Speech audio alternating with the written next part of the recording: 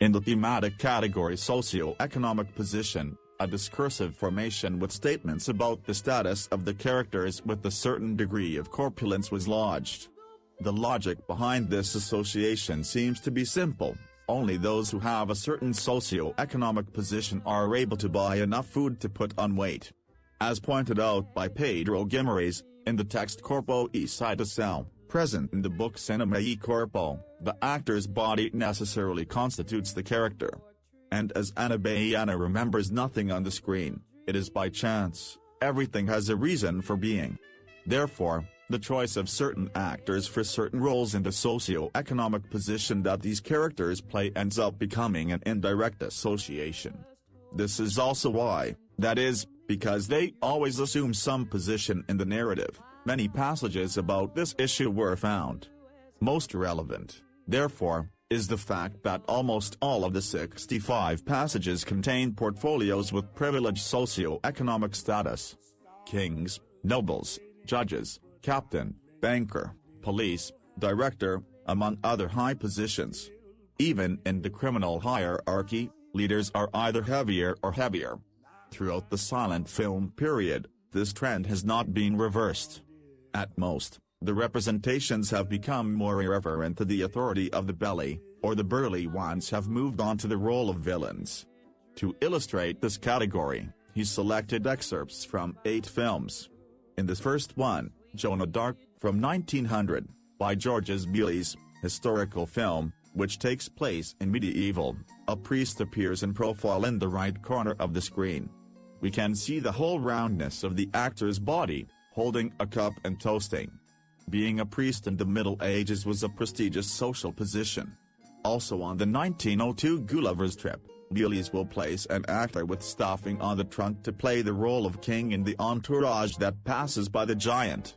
In all the other surviving filmography of this pioneer of cinema, there is the same recurrence of burly people in high socio-economic positions.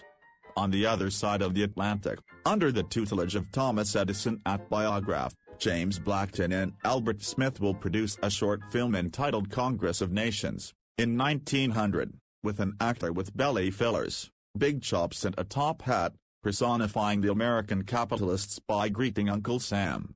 Again, therefore, an association between a certain type of body and a certain socio-economic position.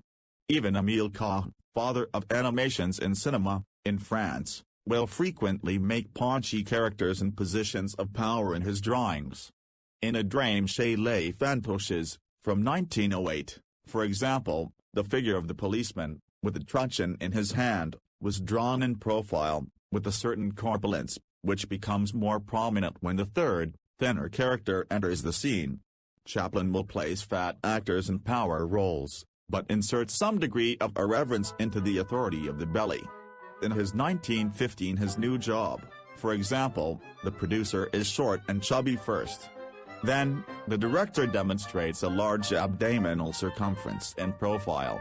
Chaplin's character, however, in the role of actor, will cause many inconveniences, not showing much respect for such a position of power.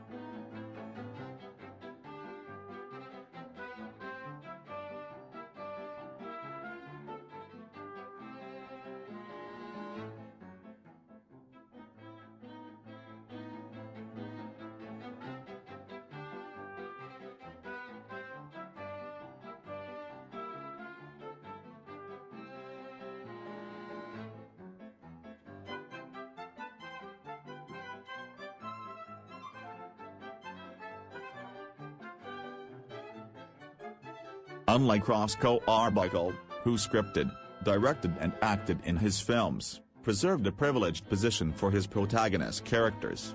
In 1918 Moonshine, for example, he is the captain, with a car and driver at his disposal. Although a little sarcastic, given the amount of dust, there is a position of power that is not deconstructed.